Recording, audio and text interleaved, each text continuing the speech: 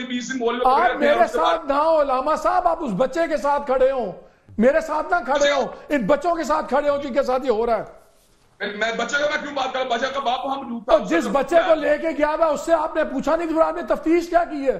6-7 दिन पहले एक 14 साल के बच्चे के ऊपर इल्ज़ाम यह आया कि मदरसे के जो मौलवी साहब हैं अबू बकर माविया, वो उनके इज्जत लूटने की कोशिश कर रहे थे और जो उसके वालिद ने FIR दर्ज करवाई उसमें वो लिखता है कि मैं बच्चे को ढूंढते हुए पहुंचा तो मदरसे के साथ एक घर था, वहां देखा कि मुल्ज़िम क्लाशनकोफ से उसका आम आदमी था, उसके बेटे की शलवार उतार कर ज्यादती करने की कोशिश कर रहा था और उसने अपने साथ 2-3 गवाहों के नाम दिए हैं और उसने कहा उसने हमें देखा तो उसने फौरन शलवार पहन ली और हम पे सीधा असला तान लिया और कहा कोई नजदीक आया तो जान से मार दूंगा और मौके से फरार हो गया। और उसके बाद उसने पर्चा करा दिया, मौलवी साहब पकड़े गए। फिर 5-6 दिन अंदर रहे तो फिर अल्लामा इब्तिसाम ज़हीर साहब बड़े काबिल एहतराम हैं, ये गए वहाँ पे और इन्होंने सुलह करवा दी और इन्होंने कहा कि हमने अपनी तफ्तीश की है कि वो ऐसी कोई बात नहीं थी, गलत फहमी थी, बेगुनाही थी, सब कुछ था। तो फिर काफ़ी सोशल मीडिया पे और मीडिया पे काफ़ी इन पर तकीद हुई कि इन्होंने जाके इस मामले में क्यों पड़े और ये बड़ा सीरियस मामला है। और ये वाक़या पहले भी आपको याद है 3-4 साल पहले मानसेरा में भी एक वाक़या हुआ था, एक मौलवी साहब ने एक बच्चे के साथ ज्यादती की थी और फिर वो मुफ्ती किफ़ायतुल्लाह साहब के घर में भी एक प्रोग्राम में बताया गया कि वो छुपे रहे 3-4 दिन और वो भी बाद में मामला रफा दफा हो गया। तो ये मामला इतना सीधा नहीं है। तो अल्लामा साहब इज़ वेरी काइंड, उन्होंने हमें वक्त दिया है तो हमने कहा उनसे ही बात करते हैं। अस्सलाम वालेकुम। अल्लामा साहब ये बताएं, इसमें बड़े सवालिया निशान है, पर्चा उसने बड़ा कैटेगोरिकली काटा तो गलत फहमी की कोई गुंजाइश नहीं है, उसने पूरा मंजरनामा पेश किया। आप गए, आपने सुलह करवाई, आपने कहा कि हमने तफ्तीश किया, गलत फहमी थी, अल्लाह की रजा के लिए उसने माफ कर दिया।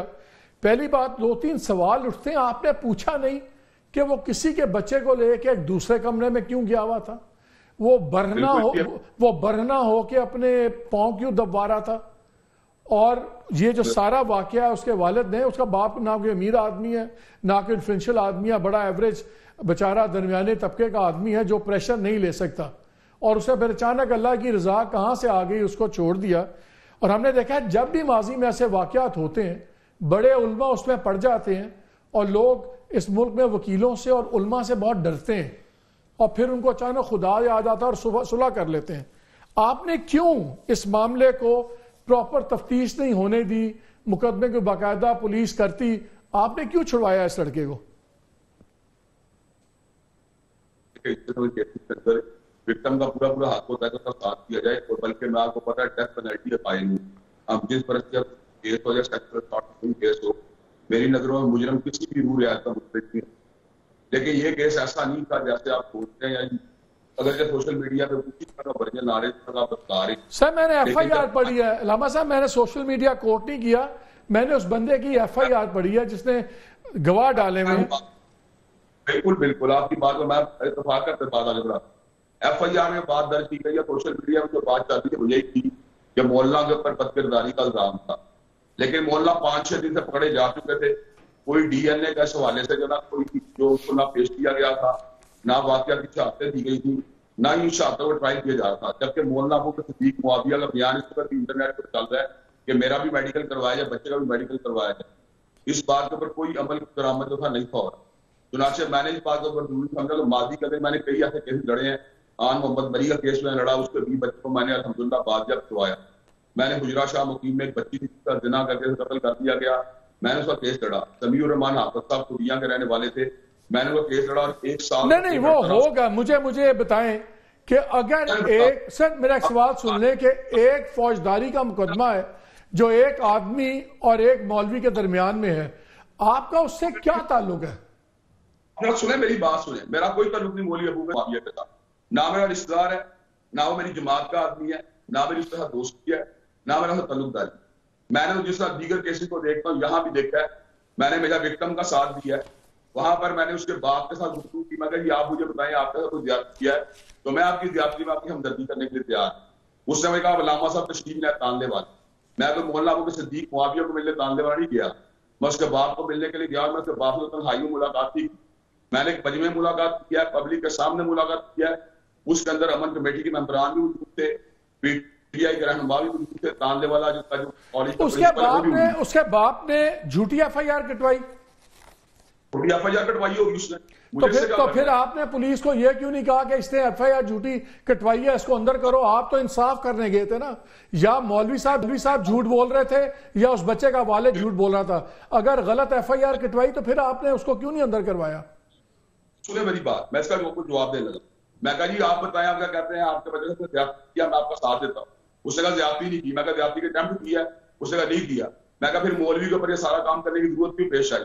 उसने कहा मौलवी साहब मेरे बच्चे से पैर तो आ रहे थे, कोई गुस्सा चढ़ा तो मौलवी साहब ने इस बात निदामत करने की बजाय, माजरत करने की बजाय मेरे ऊपर ही चढ़ाई कर दी, मेरे ऊपर ही हमला कर दिया। बात बढ़ती बढ़ती यहाँ तक पहुंची कि ये बात जो है यहाँ थाने तक क्या पहुंची। मैं कहा फिर तो आपने ये जो है ना काम अच्छा नहीं किया, आपको चाहिए मोहल्ला को इस बात को फिर माफ करें। अगर आपका ये काम से लड़ाई झगड़े तक तो मोहल्ला सरकारी के एफआईआर पानी की आदमी इस बात के जो हुआ। एक मौलवी साहब जिनको इतना गुस्सा आता है कि अगर किसी के बच्चे से पांव दबा रहे हो, अगर मैं बात मान भी लूं और वो बंदूक निकाल लेता है या गले पड़ जाता है, वो बच्चों के साथ क्या करता है? उसकी एक और वीडियो चल रही है सोशल मीडिया पे जिसमें एक बच्चे को, दो छोटे से बच्चे को झटके मार मार के कर रहा है। आपने भी वहां बयान दिया कि इसका तरीका गलत हो सकता है, बंदा ठीक है, ये क्यों? मुझे ये बंदे में ज्यादती अगर नहीं की, उसका बाप कह रहा है तो मुझे क्या कोई बात है तो फांसी लगा दो। उसका बाप कहता है इससे ज्यादती क्या करता है, लगा ट्राई करके फांसी लगाओ। मैंने बिल्कुल यही कहना था। मुझे जरूरत क्या ये बात कहने की एक बंदे के बारे में मेरी बताया मुलाकात ही थी, जो मेरे साथ पब्लिक के अंदर आके मुझसे मुलाकात कर रहा है, मैं कोई उसको खुद नहीं वहां मैंने बुलाया, उसने मुझे उसको काम अच्छा, आप माविया को नहीं जानते थे, आप किसी और को इंटरेस्ट नहीं था, आप लाहौर से उठ के तांदिया वाला पहुंच गए। मैं सिर्फ समझने की कोशिश कर रहा हूं क्योंकि मैंने जो इस बंदे के बारे में सुन लें, तहकीक हमने किया अबू बकर माविया के बारे में, इनके बारे में मशहूर है कि ये जबरदस्त तकरीरें करते हैं और जितना ये अहले तशरीह के खिलाफ ऐसी ऐसी तकरीरें उछालते हैं कि लोग कहते हैं इससे बड़ा बंदा तबरा करने वाला कोई नहीं है। तो इसलिए सारे मौलवी इकट्ठे हो गए कि इस बंदे को बचाओ, एक बहुत अच्छा तकरीर करने वाला बच जाएगा। उसका ताल्लुक मरकजी जमीयत है, मैं मरकजी जमीयत का साथ नहीं हूं, मैं मरकजी का मुखालिफ हूं, मेरे मुखालिफ है और कि मेरी मुखालिफ जमात का रहनुमा है। मुझे जरूरत ही क्या है मुखालिफ जमात का रहनुमा को दाद करवाने की, जिससे ना मेरी कोई दोस्ताना ना कोई शनाख्त आई और जिसका मेरा कोई शेयर शेयरिंग की भी दलील किसी पास नहीं दिखाएगा। मैंने तो शेयर शेयर किया आज तक। एक बंदा मैं उसके बाप के पास प्रूव करने के लिए गया हूं और ये मैं हल्फन बारे की बात करने के लिए तैयार हूं, कसम से बात करने के लिए तैयार हूं। उसका बाप मेरे सामने कहता शहीद दाऊद भट्ट साहब वहां पीटीए के रहनुमा मौजूद थे। उसके बाप ने जो पब्लिक बयान दिया है, उसके बाप ने ये नहीं कहा कि मैं गलत था या ये बेगुनाह है। उसके बाप ने कहा मैंने अल्लाह सुन लें, उसके बाप ने कहा मैंने अल्लाह की रजा के लिए माफ किया। आपने भी कहा माफी मांग के मसला खत्म हो गया। अगर उसने कोई गलत काम नहीं किया था मौलवी ने, तो किस बात की माफी मांग रहा था? उसके वालिद ने ये नहीं कहा कि मैंने झूठ बोला है, उसने कहा मुझे उलमा ने समझाया है, मैंने अल्लाह की रजा में माफ कर दिया। मौजूद है, आप इस तरह की बात कर रहे हो। उससे क्या मैं कहना करता मेरे बच्चे बदकारी नहीं हुई, वो वीडियो इस वक्त भी ऑन रिकॉर्ड मौजूद है। कौन सी? जब उसने कहा ये वाली कि मेरे बच्चे का कोई बदकारी नहीं हुई, ना बदकारी के अटेम्प्ट किया, मौला ने ज्यादती किया, मेरे साथ बातें भी किया है। ये वीडियो मौजूद है जहां मैं मौजूद था उस वक्त। आपका क्या हाल है? बंदे तीर चला रहे हैं, वो 50 बंदों के हमें गुफ्तगू कर रहा, हमें क्या जरूरत है बदकार बंदे की हिमायत करने की? अगर उसमें बदकारी का चार्ज होता, उसका बाप वहां पे करता, हम कहते इसका ट्राई कर दो, फांसी के फंदे में लटका दो, हमें मौलवी से क्या ले देना है?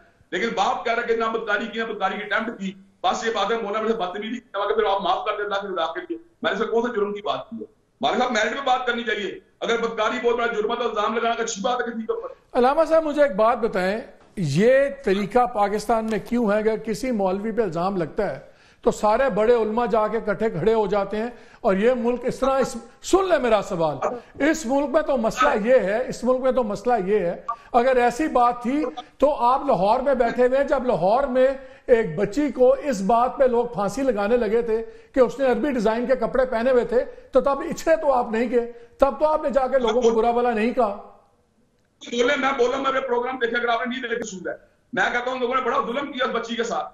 आप कैसी बात कर रहे हैं? चंद दिन पहले टोबा डेसी में एक बच्ची को कत्ल कर दिएगा, मैंने कहा तो उसके बाप को उसके बेटे को करारे वाकई सजा मिलनी चाहिए। मैंने हर इस केस के अंदर जो मैं कहने की तो बात ही नहीं कर रहा, मैं तो आपके पहुंचने की बात कर रहा हूं। आप इछरे नहीं पहुंचे, आप तांतलिया वाले चले गए।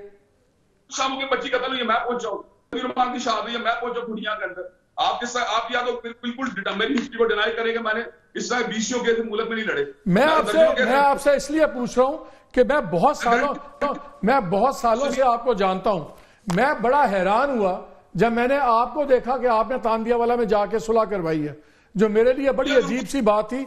और एक ऐसे आदमी के केस में मुझे आप ये बता दें, किसी का बच्चा लेके वो किसी तीसरे बंदे के मकान में क्यों गया? मैं कहता हूं अगर वो गया तो उसको फांसी लग जाइए। आप इस पे आ गए, अगर बच्चे उसके पीछे 10-15 के लिए गए, उसको अपना फैन फॉलोइंग करता है, तो बजाय इसके ऊपर बदकारी का इल्जाम लगा दिया जाए। सॉरी समझ नहीं आई, क्या कहा आपने? के तहत 4, 5, 7 बच्चों के लिए मकान में दाखिल हुए, इसके ऊपर हम कहते हैं मौली बदकार है। कोई शहादत नहीं है कि वहां 7 बच्चे थे। एक ही शहादत है, एक ही बच्चा था और एक औरत निकल आई जिसने कहा हाँ जी मैं तो व्यक्ति पे इस पैर कुटांदा पिया सी। किसी के बच्चे को लेके आप चले जाएं किसी और के मकान में, मदरसे में पांव दबा लेता, इतना मौलवी ठीक था। तो अदालत ने फैसला करना है, पुलिस ने फैसला करना है। 7 दिन में क्यों नहीं उन्होंने डीएनए दिया? क्यों नहीं उन्होंने वाकयाती शहादत इकट्ठी की? क्यों नहीं उन्होंने उसको मुजरिम साबित किया? एक बंदे को महबूस रखेंगे, उसको पूरा 6-6 महीने महबूस क्या होता है? एक बंदे पे इल्जाम लगा है, पर्चा कटा है, खौफनाक पर्चा कटा है, जाहिर है वो हिरासत में जाएगा, तफ्तीश होगी। मौलवी अगर पकड़ा जाए तो महबूस हो जाता है, वो एकदम विक्टिम बन जाता है। उसपे बच्चे के ऊपर जना की कोशिश का इल्जाम है, वो भी बड़ा वहां किसी जहाज करते पकड़ा गया। वाकया मुजरिम से दे फांसी, हम आपके साथ हैं, लेकिन ये तो कोई बात है 15-20 दिन मौलवी आप मेरे साथ ना हो लामा साहब, आप उस बच्चे के साथ खड़े हो, मेरे साथ ना खड़े हो, इन बच्चों के साथ खड़े हो जिनके साथ ये हो रहा है। मुझे बस फैली है, मैं बच्चे के साथ बाप के साथ हूं। बच्चे का बाप क्या ही नहीं रहा मेरे सामने, 50 बंदे वहां बैठे हुए हैं। आपका क्या हाल है? मैं वहां पे जनाब वाला आपकी बच्चे से बात हुई थी? मैं बच्चे का मैं क्यों बात करूं? बच्चे का बाप वहां मौजूद था। जिस बच्चे को लेके गया था उससे आपने पूछा नहीं? फिर आपने तफ्तीश क्या की है? कैसी आप बात कर रहे थे? बालक बाप जो मुद्दा है मेरी से गुफ्तगू है, बच्चे का कहां जिक्र आ गया? ये तो सिर्फ बात को ट्विस्ट करने का तरीका कार है। मैं ट्विस्टियां गाय ली, बाप वहां मौजूद है, मैं बताओ बदकारी हुई है, मैं तुम्हारे साथ खड़ा हूं। आज ये वीडियो मौजूद है, यहाँ वीडियो का रिकॉर्ड मौजूद, निकलवा के देखिए। उसने कहा मेरे बच्चे का खुद बदकारी हुई है। सर मैं वीडियो से ज्यादा FIR देखता हूं जो प्रॉपर पर्चा हुआ है, जो कानून के तहत है। अलामा साहब बहुत शुक्रिया, आपने हमें वक्त दिया। बात यह चीज आपके सामने है, मुझे नहीं पता चाइल्ड प्रोटेक्शन ब्यूरो वाले कहां हैं, पंजाब वाले। ये था क्यों इसमें चीफ मिनिस्टर पंजाब नहीं इन्वॉल्व हुई डायरेक्टली, क्यों इस पर रियासत मुकदमा नहीं कर रही? मैं साहिल का एक फिगर दे देता हूं, साहिल ऑर्गेनाइजेशन है, पिछले साल तकरीबन 4,500 केसेस हुए हैं छोटे बच्चों के रेप, अगवा और ये तमाम चीजों के। उसमें मेजॉरिटी लड़के थे, लड़कियां नहीं थी। सबसे ज्यादा जो से ये ज़िना बिल जबर और चाइल्ड मोलेस्टेशन केसेस हैं लड़कों के ऊपर हो रहे हैं। क्यों एक मौलवी उठा? क्यों ये मौलवी बच्चे को लेके एक दूसरे घर में गया? क्यों मैं कहता हूं अकेले एक कमरे में क्यों एक माइनर को लेके गया? क्यों उस बच्चे का रोता हुआ उसके बाप ने उसको बरामद किया? बाप बाकायदा पर्चा कटाता है और फिर अचानक उसको कहा जाता है अल्लाह की रजा के लिए छोड़ दो। अल्लाह की रजा के लिए कोई नहीं छोड़ता, यहां सिर्फ खौफ होता है।